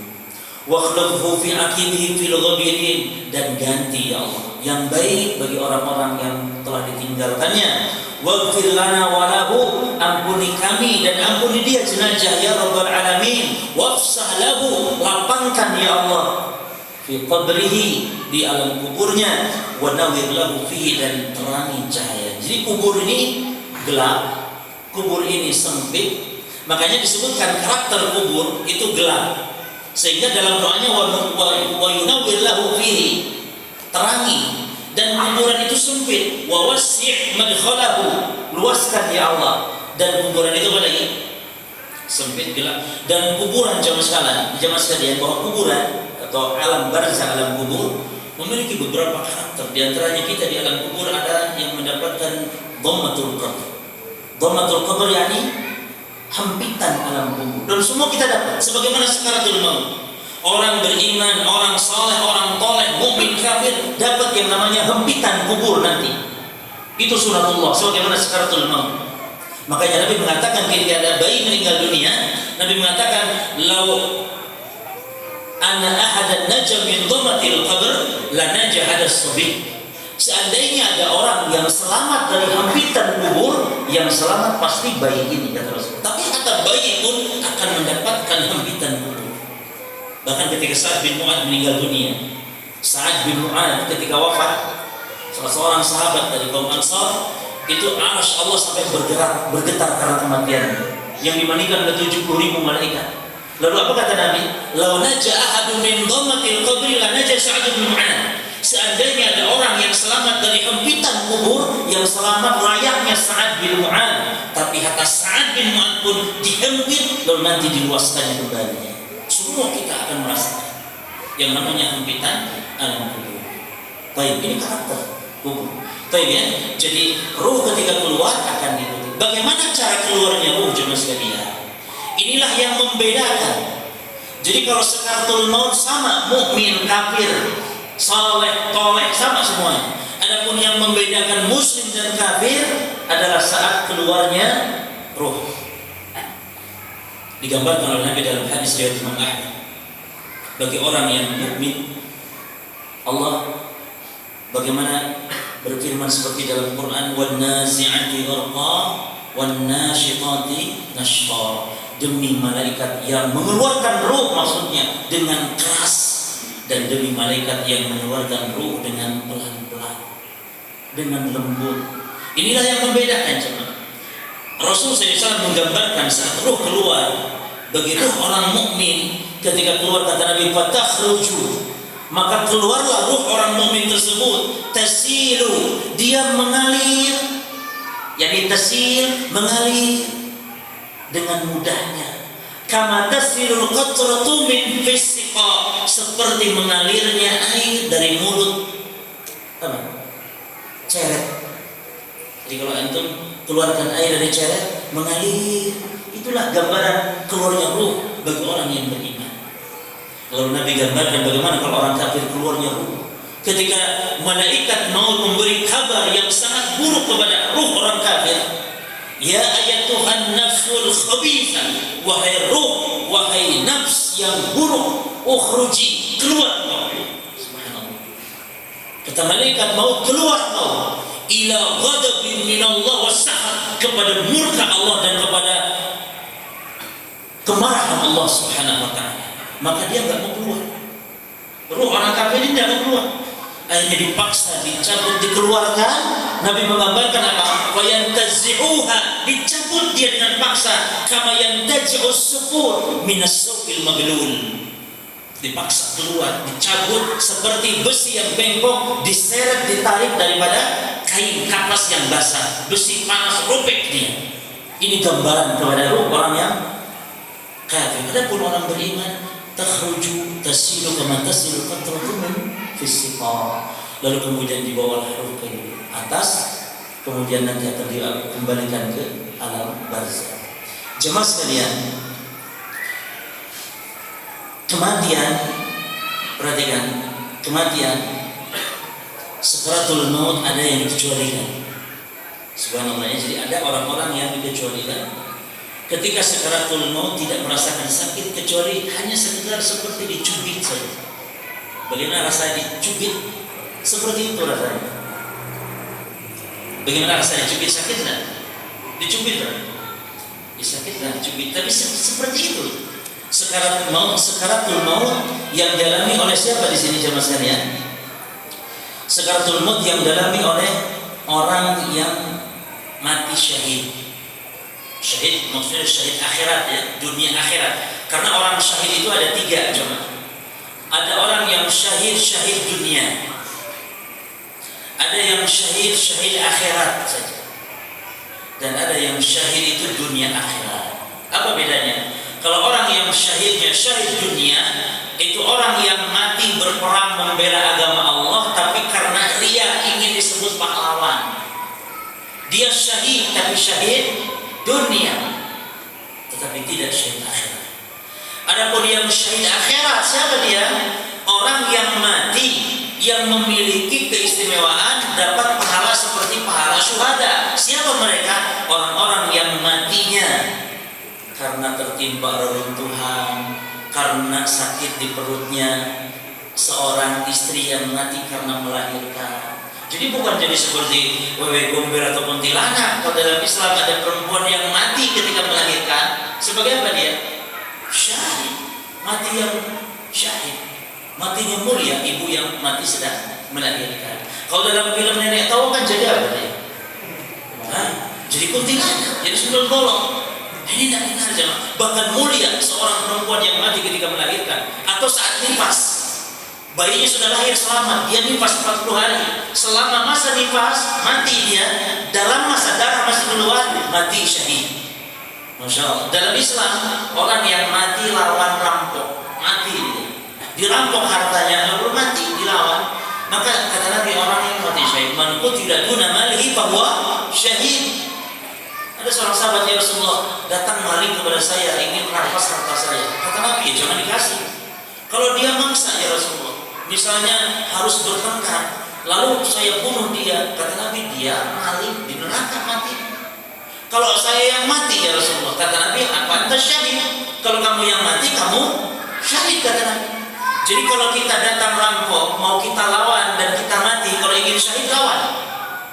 Tapi kalau kita ingin selamat, kata Nabi apa? Ya jangan, kasih sudah, harta nanti kita cari lagi. Tetapi kalaupun kita lawan di maling sampai kita mati kita sebagai syuhada. Jadi jangan takut dengan yang namanya rampok, maling, begal itu. Lawan, mati kita syahid.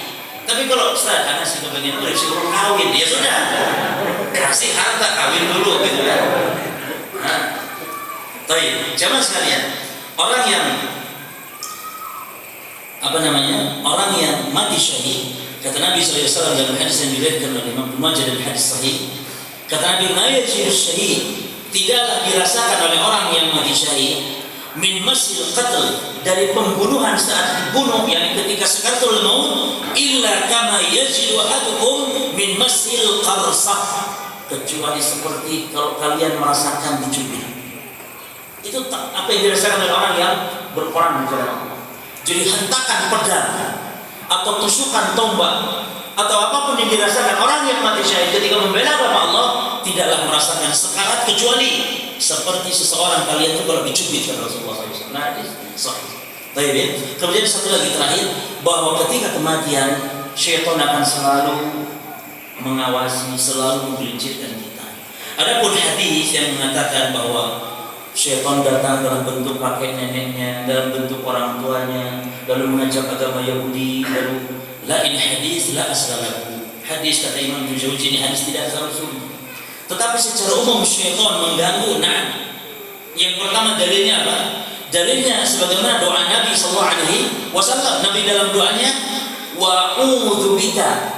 Jadi kalau lengkapnya hadis, Allahumma inni a'udzubika minal hadm, wa'udzubika minat taraddi, wa'udzubika minal gharaq wal haram, wa'udzubika an yatahabbatani asy-syaitanu 'indal maut. Ini doa Nabi.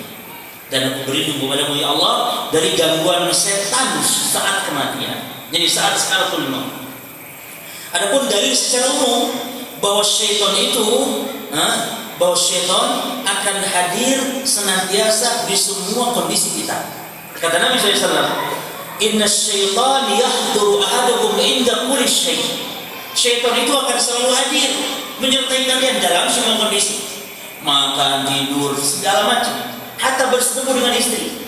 Itu syaitan kalau ada orang yang campur sama istrinya, tidak baca bismillah, syaitan ikut.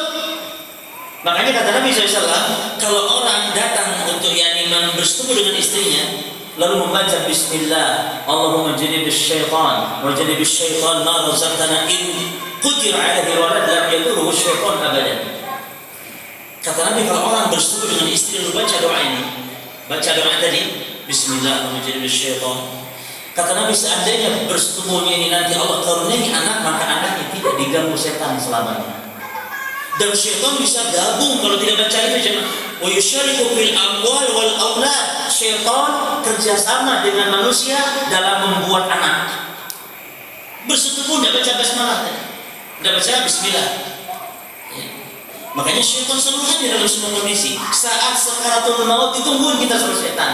Ditungguin, digelincirkan. Kata Nabi SAW, "Fa idza saqata hatta yaqtur 'inda ta'amihi." Sampai sedang makan itu kita ditungguin sama setan. Ada yang jatuh enggak. Kata Nabi, kalau makanan jatuh satu makanan, fal yumit maka biha min adha tsumma liyakula wa la yata'ashqan. Maka kalau ada makanan jatuh, kata Nabi, ambil. Makanan jatuh, ambil, jangan dibiarkan untuk setan. Ambil, makan. Belum 5 menit, walaupun belum 5 menit, tidak apa-apa, harus 5 menit dulu. Ambil, bersihkan kotorannya, yang kotor baru makan. Ini menunjukkan syaitan dalam semua kondisi kita selalu ditungguinya. Baik, mudah-mudahan jemaah sekalian, apa yang kita sampaikan sebagai pengingat dalam rangka kita untuk melembutkan hati, menambah iman kita kepada Allah, dan ingat mempersiapkan kematian. Nabi SAW pernah mengatakan, kata Utsman bin Affan, ketika Utsman lewat kuburan, Utsman selalu nangis. Hani menceritakan, kana Utsman idza marra bi qabrin baka hatta yabula lihiyatuhu. Utsman itu kalau lewat kuburan, beliau menangis sampai sampai basah jenggotnya. Subhanallah. Jadi yang jenggotan-jenggotan itu ya Rasul, Utsman bin Affan. Rasul jenggotan, mana darinya Rasul SAW jenggotan? Kalau baca di waktu sholat zuhur asar itu kan tidak keras, nggak kedengaran. Lalu sahabat tanya, dengan apa engkau tahu kalau Rasul itu baca? Bitirabil hiyatihi. Kita tahu bacaan Nabi, bahwa Nabi kalau sholat asar itu walaupun kelihatannya diam, tapi kan kita tahu Nabi itu membaca dari apa? Dari gerak-gerak jenggotnya itu. Berarti Nabi jenggotan. Siapa lagi? Utsman bin Affan menangis hatta yaqula lihiyatu, sampai basah jenggotnya. Ketika ditanya kepada Utsman, apa sebab menangis? Karena disebutkan surga neraka, Utsman enggak nangis. Disebutkan surga neraka, Utsman enggak nangis, tapi lihat kuburan nangis dia. Apa sebabnya? Utsman mengatakan, innal kubur manzilatun min manazilil akhirah, bahwasanya kubur itu adalah merupakan persinggahan pertama dari persinggahan akhirat. Wa man naja minhu wa ma balahu aisaru minhu.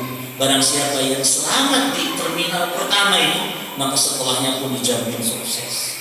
Wa man lam yanju minhu wa ma balahu ashad min. Tetapi barang siapa yang di alam kubur persinggahan pertama sudah gagal, jangan harap selamat nanti di perjalanan terminal berikutnya. Karena aku mendengar, kata Utsman, fa in sami'tu Rasulullah SAW yaqulu, aku mendengar Nabi bersabda, ma ra'aitu mandaran qat ila wal qabru afdahu min. Aku tidak pernah melihat, kata Nabi, pemandangan yang lebih mengerikan daripada pemandangan itu adalah kuburan. Kubur. Jadi kita kalau lihat kuburan takut ini adalah sunat. Dan ini bagus bagi seorang muslim. Kita sehingga mempersiapkan untuk kematian. Mudah-mudahan ini kita bahas bermanfaat dan kita beralih ke sesi yang ketiga tentang atau sesi yang soal jawab. Barakallahu. Nah, jazakumullah khair, Ustaz sudah menyampaikan materi di kesempatan malam hari ini dengan tema ketika ajal datang. Mudah-mudahan apa yang beliau sampaikan bermanfaat untuk kita dan juga keluarga, dan kita masuk di sesi tanya jawab. Sekali lagi kami ingatkan kepada para jamaah ibu-ibu di belakang dan juga para pendengar bisa mengirimkan pertanyaannya di 0853 3440044, ya, bisa via SMS, WhatsApp ataupun Telegram. Baik, sekali lagi kami sampaikan pula jazakumullah khairan kepada seluruh panitia yang sudah bekerja dari pagi menyiapkan tempat, ya. Mudah-mudahan kerja antum bernilai ibadah karena menyiapkan tempat bagi orang-orang yang menuntut ilmu. Baik, kita masuk di sesi tanya jawab. Kita ambil pertanyaan dari pendengar dahulu, Ustaz.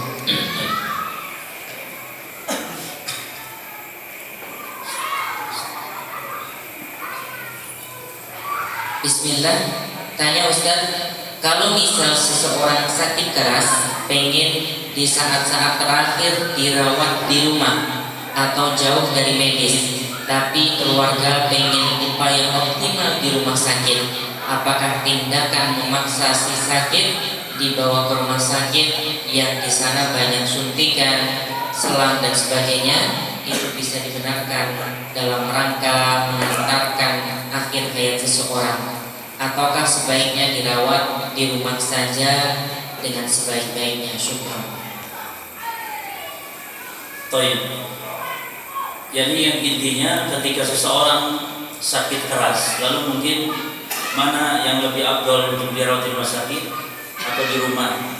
Ini tergantung dari kondisi orang yang ilmu secara medis. Kalau menurut dokter misalnya bahwa dia harus ditangani secara medis karena ini membahayakan kepada jiwanya kalau di rumah, maka ketika kita kondisi memilih, yakni tidak mendengar perkataan medis dan memudaratkan bagi saudara kita yang sakit, maka ini tidak diperbolehkan.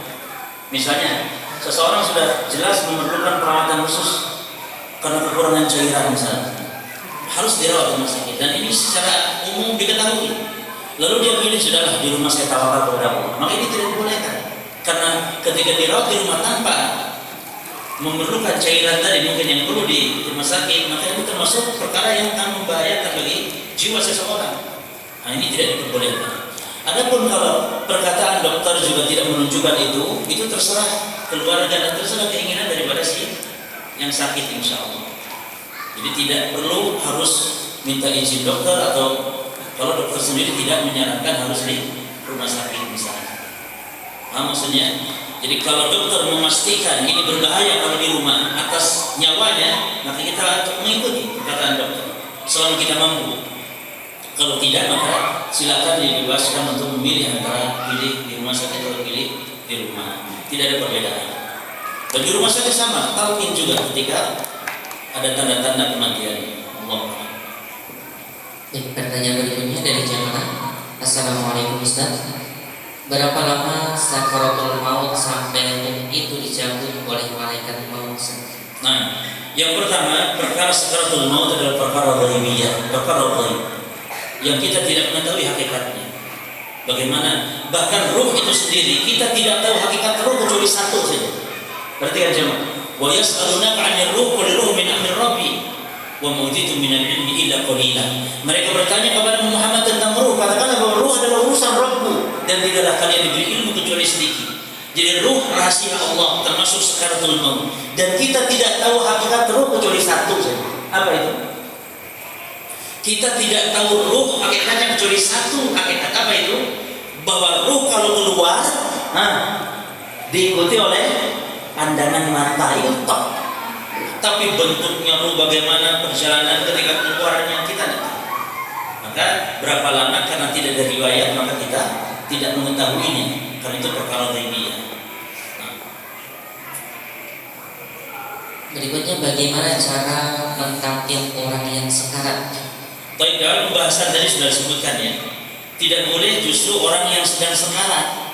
Bukan tidak boleh, tidak manfaat ya. Yang mentalqin itu ketika ada tanda-tanda kematian, saat maradul maut. Sebelum sekarat, orang itu selalu didahului dulu dengan maradul maut. Kalau yang dia itu dalam kondisi sakit, beda dengan yang kematian yang mendadak ya, atau dia sakit tapi kita tidak mengetahui penyakitnya. Dan ini tanda-tanda akhir zaman, tanda kiamat sudah dekat adalah min asratis sa'ah mautul faj'ah, bahwa di antara tanda kiamat banyak orang mati mendadak. Seperti sedang nonton bola mati, nonton bola dia sehat, habis makan nasi goreng, habis minum kopi, lagi nonton bola, gol mati, lagi gol mati, yang mendadak. Bagaimana kita mentalqin orang seperti ini? Jadi orang yang sakit yang kita bisa talqin adalah apabila dalam kondisi sebelum sekarat, dalam kondisi maradul maut, saat itulah ditalqin. Sebagaimana Nabi mentalqin Abu Thalib. Jadi orangnya itu masih sadar, mendengar, melihat. Bukan orang yang sudah sukran, yang sudah mabuk, sudah sekarat, sudah dailing apa-apa lagi. Dan maksud mentalqin mengajarkan, yang mengucap itu bukan kita. Kita ini sekedar mengajarkan. Yang mengucapnya kalimat la ilaha illallah itu siapa? Orang yang sakit ini. Jadi bukan sekedar bacakan di telinganya, sama. Ada orang yang mentalqin orang yang mati itu sekedar dibacakan di telinganya. Betul, bisikan di telinganya supaya dia mengikuti. Jadi dalam kondisi masih sadar. Dan usahakan kalau sudah dia mengucap la ilaha illallah, tidak boleh kita ajak bicara lagi. Harus itulah kalimat yang paling akhir. Dan walaupun mungkin dia tidak mengucapkan, kita jangan putus asa. Bisa jadi dia mengucapkan dengan hatinya, dengan lisan yang kita tidak tahu. Jelas ya? Tapi minimal kita harus ajarkan yakni supaya dia ingat dengan lafaz la ilaha. Dan nggak boleh tambahan Muhammad Rasulullah, nggak perlu kepanjangan, dan itu bukan contoh dari Nabi. Nabi hanya mengajarkan lakinu mu'takum la ilaha illallah Muhammad Rasulullah, la ilaha illallah saja. Jangan sampai kepanjangan, pasti yang bingung dia harus sumpah, tambah lagi bingung. Enggak perlu. Ya, jadi cukup la ilaha illallah. Nah, berikutnya, untuk jenazah wanita, siapa yang berhak memandikan dan mengkafani? Tapi hukum asal pertama laki harus dengan laki-laki, wanita dengan wanita, kecuali nanti dengan mahramnya. Adapun yang lebih berhak ngurus jenazah itu bukan Pak Mudin, bukan Pak apa di sini lebih. Yang berhak ngurus jenazah itu bukan Pak Mudin, tapi setiap kerabat mayit. Jangan sampai kita ini kan subhanallah ya, makanya nggak ada yang bisa-bisa ya, nggak ada yang bisa mandikan jenazah, nggak ada yang bisa mengkafani karena semua kan dari Pak Mudin. Kawin Pak Mudin, ngewaliin saja anaknya, jadi wali anaknya saja, mungkin kan Pak Mudin. Semuanya Pak Mudin, jangan kita lakukan. Dan kita yang lebih berhak ya, sebagaimana Rasulullah SAW yang mengurus jenazah beliau adalah ahlul baitnya, Abbas, Ali, dan juga orang-orang yang lain asal yang sesama jenisnya. Adapun yang beda jenis tidak diperbolehkan. Baik, kita gabungkan dua pertanyaan dari jamaah yang juga pendengar radio Ustaz, dari Pak Yono di Parang Magetan. Dari mereka? Iya, radio sampai Kalimantan. Nyampe Ustaz, orang yang meninggal dalam acara-acara yang tidak sesuai dengan tuntunan Rasulullah masuk dalam husnul khotimah atau su'ul khotimah? Ya jelas su'ul khotimah. Ya, jelas. Kemudian ciri-ciri mukmin yang mati husnul khotimah itu seperti apa? Baik. Ada dua pertanyaan. Yang pertama, orang yang mati sedang melakukan amalan ibadah. Yang ibadah ini tidak disyariatkan, berarti dia sedang bermaksiat hakikatnya kepada Allah. Jadi orang yang sedang beribadah tetapi ibadah ini tidak disyariatkan lalu mati, berarti matinya sedang apa? Maksiat. Karena setiap ibadah yang tidak disyariatkan itu adalah maksiat. Maksiat dia kepada Allah Subhanahu wa taala dan amalnya ditolak. Bukan sekedar amalannya ditolak, tapi dia mendapatkan siksa.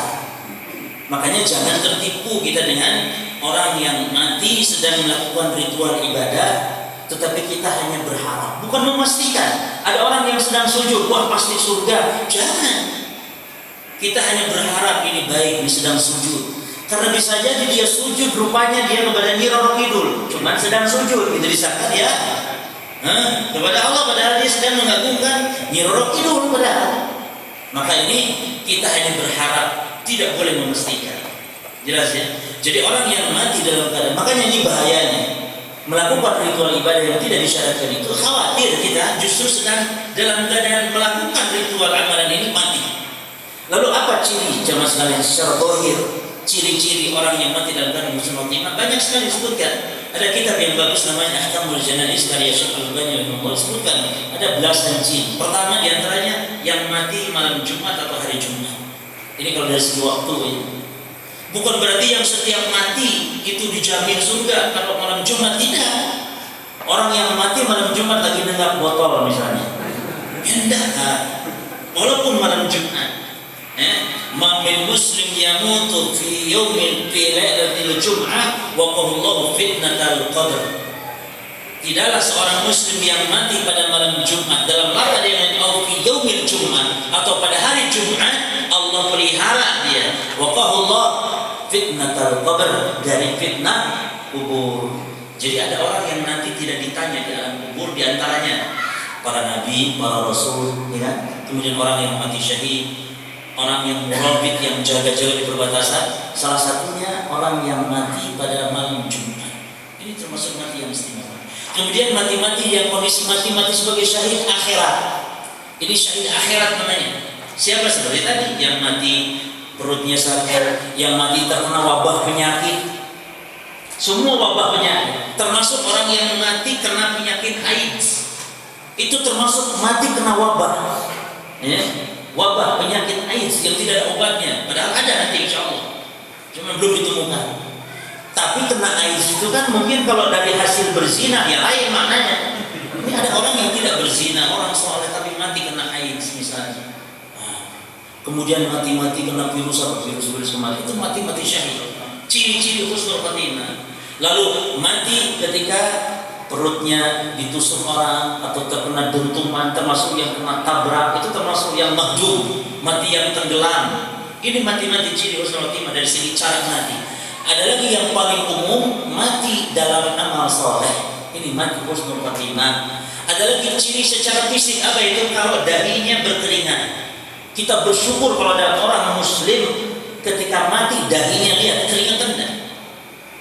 Tapi Ustaz ini daerahnya panas ini. Mesti keringatan. Lah, lihat dahinya. Badan yang lain kering tapi dahi keringatan. Subhanallah. Ini kabar gembira. Dan kita berharap, bukan memastikan, berharap. Nabi mengatakan mautul mu'min birashil jabin. Matinya orang mukmin kalau dahinya berkeringat. Kalau matinya orang Islam yang husnul khatimah itu kalau dahinya keringatan, berkeringat. Dan itu di antara ciri-ciri fisik. Allahu a'lam. Baik, pertanyaan terakhir Ustaz. Dari pendengar. Assalamualaikum warahmatullahi wabarakatuh. Di saat apakah doa paling baik untuk orang tua kita yang telah wafat? Nah, di antara bentuk berbakti coba ya, kepada orang tua kita yang telah wafat, pertama al-istighfar lahum, yaitu memberikan doa pengampunan. Ada lagi doa, ada istighfar, beda loh. Yang pertama itu istighfarkan, dan ini yang dibutuhkan oleh mayit. Jamaah sekalian, subhanallah, Rasul mengajarkan kita kalau selesai kubur jenazah itu jangan pulang dulu. Berdiri kita di kuburnya itu, jangan pulang dulu, berdiri sejenak. Untuk apa? Untuk memohonkan ampunan, istighfarkan jenazah. Kata Utsman bin Affan, kana Nabi sallallahu alaihi wasallam idza faragha min dafnil mayit waqafa alaihi. Bahwa Nabi sallallahu alaihi wasallam itu kalau selesai kuburkan jenazah, beliau berdiri sejenak, enggak langsung pulang. Berdiri sejenak. Kalau Nabi mengatakan kepada para sahabatnya, wa qala istaghfiru li akhikum. Nah, di sini kita dapat faedah. Istaghfiru li akhikum. Kata Nabi, istighfarkanlah, mohonkanlah ampunan untuk saudara kalian ini. Wassalu lahu tathbit, dan mohonkanlah kepada Allah at-tathbit, keteguhan. Kenapa? Fa innahu al-ana yus'al. Karena sekarang ini dia sedang ditanya oleh apa? Munkar dan nakir. Dari hadis yang mulia ini kita dapat 3 faedah. Pertama, bahwa yang kita bacakan untuk mayit selepas kita menguburkannya adalah pertama ampunan kepada Allah untuk mayit, yang kedua keteguhan dalam meminta pertanyaan, dalam menjawab pertanyaan. Maka doanya apa? Bagaimana? Allahumma ighfir lahu, Allahumma tsbithu, atau Allahumma ighfir lahu wasbithu. Ya Allah, ampuni dia, ya Allah teguhkan dia. Diulang 3 kali. Karena setiap doa itu afdal untuk diulang berapa kali? 3 kali. Selesai itu pulang. Nggak ada baca-baca yang lainnya. Kemudian jemaah sekalian perhatikan. Yang kedua, faedah dari hadis ini apa? Nabi SAW tidak pimpin sahabat untuk doa bersama di kuburan. Apa kata Nabi? Istaghfiru. Istighfarkanlah oleh kalian masing-masingnya. Bukan kita pimpin. Mari jemaah sekalian kita untuk mayit ini. Dan seterusnya, nanti malah radio dicekal lagi. Akhirnya coba saya lihat yang ketiga kita setelah itu tidak boleh langsung pulang. Jadi harus berdiri untuk sekedar mendoakan ampunan. Jadi untuk doa orang tua kita pun perbanyak memohonkan ampunan. Dengan bahasa Indonesia, dengan bahasa Jawa silakan. Yang penting intinya minta ampunan. Kapan memintakannya? Di setiap kondisi doa-doa yang saat itu diucapkan. Dan lafaz ampunan untuk orang tua yang diajarkan Quran ini yang paling afdal. Walaupun boleh bahasa Indonesia kalau tidak bisa, tapi lafaz yang diajarkan Quran dalam mendoakan ampunan untuk orang tua ini yang paling afdal, yaitu dengan Rabbana atau dengan Allahumma ighfirli wa li walidayya warhamhuma kama rabbayani shaghira. Ini doa yang diajarkan Quran. Baca perbanyak dalam setiap sujud kita, sebelum salam kita, selepas sholat, saat-saat ijabah doakan banyak sekali, perbanyak. Dan ini bentuk bakti kita kepada orang tua yang telah meninggal dunia. Dan sebelum diakhiri Ustaz, mungkin ada pesan untuk para jemaah dan juga para pendengar. Baik. Para ikhwan sekalian dan juga para pendengar radio Hidayatul Khair yang dirahmati Allah Subhanahu wa taala, kita harus memperhatikan dalam mengakhiri kehidupan ini bahwa senantiasa kita persiapkanlah bekal untuk menjelang kematian kita. Manusia yang cerdas adalah manusia yang senantiasa untuk mempersiapkan bekal yang perjalanannya itu sangatlah panjang tanpa bertepi. Wong kita mau pulang kampung saja jemaah, pulang kampung kita sudah persiapkan ini untuk bekal, ini untuk oleh-oleh, ini untuk kita bawa pulang yang sekedar perjalanan berapa jam. Bagaimana pula dengan perjalanan yang panjang yang tiada ada tepinya, tidak ada ujungnya. Maka tentu lebih layak lagi kita mempersiapkan bekal. Dan ingat jemaah, waktu kita hidup di dunia, waktu yang amat singkat dibandingkan dengan alam akhirat. Rasul mengatakan, "Amalu ummati ma baina sittin wa sab'ina sana, wa aqalluhum man yajuzu dzalik." Umur umatku ini hanya 60-70 tahun saja. Dan ada yang lebih tapi sedikit, kata Rasulullah. Umur yang demikian singkatnya jemaah, demi Allah tidak terasa. Tahu-tahu sekarang kita sudah 50, sudah 60. Dan itu sudah habis berarti. Orang yang umur sekarang 70 itu sudah melewati batas dari batas yang dibatasi oleh Nabi SAW. Yang 50 tinggal berapa berarti sekarang? Tinggal 10. Yang 55 tinggal 5 tahun. Yang sudah 60 besok. Makanya persiapkan. Dan ini hakikat jemaah sekalian yang kita tidak tahu kapan datangnya. Aina ma taqulu yudrikumul maut wa law kuntum fi burujin musyayyada. Tidak tahu kita dimanapun pasti akan dijemput. Kemudian dalam rangka untuk mempersiapkan bekal kematian tentu harus diberangi dengan ilmu. Sengaja makanya kita bahas di sini dalam kajian juga untuk mengingatkan bahwa kita harus membekali kita dengan ilmu, karena benar tidaknya seseorang dalam beribadah taqarrub kepada Allah yang menentukan yang pertama adalah ikhlas, yang kedua adalah ilmu sesuai atau tidak dengan sunnah Nabi SAW. Mudah-mudahan yang kita bahas ini bermanfaat dan semoga ini bukan hanya sekedar pertemuan kita pertama di kota Ponorogo ini. Dan saya mencintai untuk sekalian karena Allah Subhanahu wa taala. Semoga sebagaimana kita telah mengumpulkan di masjid mubarakah ini, Allah Subhanahu wa taala juga telah mengumpulkan kita di jannatin na'im fi dari karamatihi. Innahu waliyyu dzalika wal qadiru alaihi. Wa sallallahu alaihi wasallam ala nabiyyina Muhammadin wa ala alihi wa sahbihi wasallam. Akhiru da'wana alhamdulillah.